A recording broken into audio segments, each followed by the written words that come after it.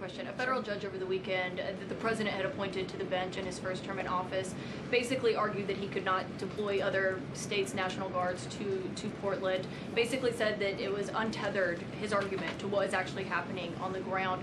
Which local officials in Portland have said that the National Guard is needed there? With all due respect to that judge, I think her opinion is untethered in reality and in the law. The president is using his authority as Commander-in-Chief, U.S. Code 12406, which clearly states that the president has the right to call up the National Guard in cases where he deems it's appropriate. And if you look at what has happened in Portland, Oregon, for more than 100 nights, I was talking to our law enforcement team about it this morning, for more than 100 days, night after night after night, the ICE facility has been really under siege by these anarchists outside. They have been disrespecting law enforcement. They've been inciting violence. We saw, again, a guillotine rolled out in front of this federal building. And so the president wants to ensure that our federal buildings and our assets are protected. And that's exactly what he's trying to do. And ultimately, in the case in Los Angeles, that judge ruled in the Ninth Circuit, that panel of judges ruled that those troops could remain and that the president was well within his authority to do so. So we are appealing that decision. As you know, we expect a hearing on it pretty quickly, and we're very confident in the president's legal authority to do this, and we're very confident we will win on the merits of the law. But no local officials that you can point to that have said we need the National Guard? Because I spoke to the police chief of Portland last week. He said that the president's claims just don't match up with what's happening on the ground. I would encourage you as a reporter to go on the ground and to take a look at it for yourself, because there's been many members of the press, not press in this room, but independent journalists, some of whom we'll be inviting to the White House very soon to share their stories, because they have been in the middle of these riots and they have witnessed the anarchy that is taking place night after night. It's on video. You should play it on your show. You have a great opportunity on prime time on CNN to show your audience. Yeah, but you're probably talking to partisan Democrat officials who are opposed to everything this president does. You should also ask the people who live in Portland. We've actually heard from many members of the community who have said that this is complete civil disobedience. It's a mess. It's been loud. It's been troubling for neighbors in the community who are just trying to live peacefully. And these people are not there to peacefully protest. They are there to cause mayhem and havoc. Yeah, Karoline. Stephen, go ahead. Thank you, Karoline. Two questions. First, do you have a reaction to reports that thousands of Cuban troops are deployed alongside Russia fighting in Ukraine? And on a very different matter, the president last week floated in an interview with our colleague Daniel from One America a rebate for tariffs of up to $2,000 per person. Is that plan contingent on the Supreme Court's upcoming ruling on the legality of the tariffs? And is the White House preparing for legislation to make that happen? Sure. On the first point, I have not seen that report, Stephen, but I'll check in with our national security team after this and we'll get you an update. To your second point about the tariff rebates, I think it's an idea that the president has discussed and floated with his team of advisors, but no decision has been firmly made at this point in time. Why don't we go to the back? Owen. Good afternoon. Good afternoon.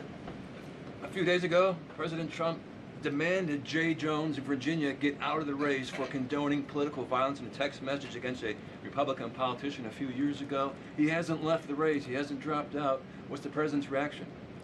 Well, as you know, I'm not at liberty to discuss political races from the podium. I think the president himself made his position very clear, and anyone could agree the Democrat nominee for Attorney General in Virginia are really shocking, alarming, and completely unacceptable. He was threatening to kill his opponent and his opponent's children, and that rhetoric has zero in our country, and the president was right to condemn that. One more, please. Sure, go ahead. Thank you. The Democrats have questioned and scrutinized the president's comments about using potentially the military, American cities, as training grounds for the military. And when you look at Portland, Chicago, local and state officials say that their local law enforcement is able to handle the situations, these protests on the ground. The president says that Portland is burning, using that as justification for the National Guard in Portland. But when you look here in Washington, D.C., the president just last week said it is now a completely safe city, and there are still National Guard members on the streets that are not involved in ICE activities. Can you provide the justification for the White House here in Washington, D.C., why the National Guard members continue to be out on the streets? Because Washington, D.C. has invited the National Guard here. Why? Because the mayor is doing the right thing, unlike mayors in other cities, like Portland, as Caitlin and others have pointed out, who refuse to see that there are positive results from when local law enforcement works with federal law enforcement to do the right thing on behalf of their citizens. And Washington, D.C. is no doubt a safer city right now, today, than it was a few months ago when President Trump started this initiative to make D.C. safe again. And the National Guard is still here because the president and the mayor agree that it's a good thing for the city. Just like you're seeing in Memphis, for instance. We'll have National Guard deployed to Memphis. We have federal agents who are on the ground working with state and local law enforcement. The state police in Tennessee are part of this effort. The local metropolitan police in Memphis are part of this effort. State and local law enforcement and federal law enforcement should be working together. And it's a shame that we see in some cities across the country that their mayors are just simply refusing to cooperate because they don't like Donald Trump. And that's what this boils down to. And I don't think any American would disagree that Chicago needs more law enforcement reinforcements, that they need more resources. Look at this headline from over the weekend. At least 30 people shot during the weekend in Democrat-run Chicago.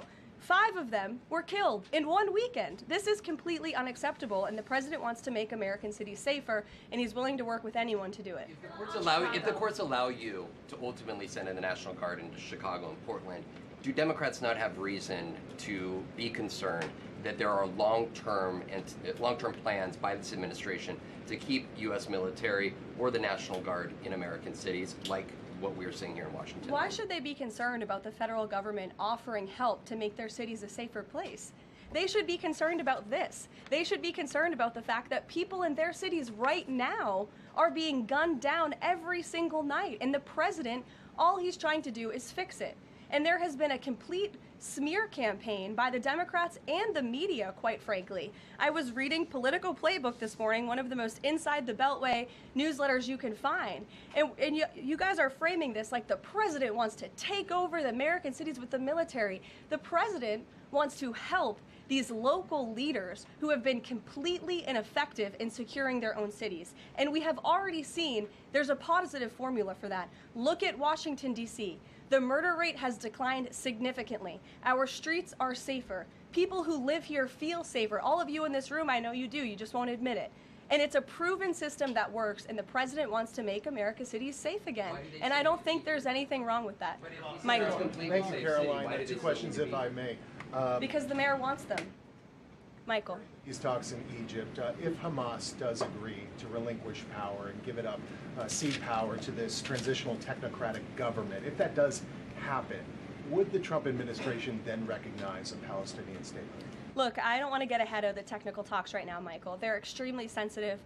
They're taking place, again, as we speak, and there's a lot of, there's many things to discuss, of course. This is, hopefully, we expect and we hope going to be one of the greatest peace deals this world has ever seen. And the Trump administration is working diligently and working very hard to get there.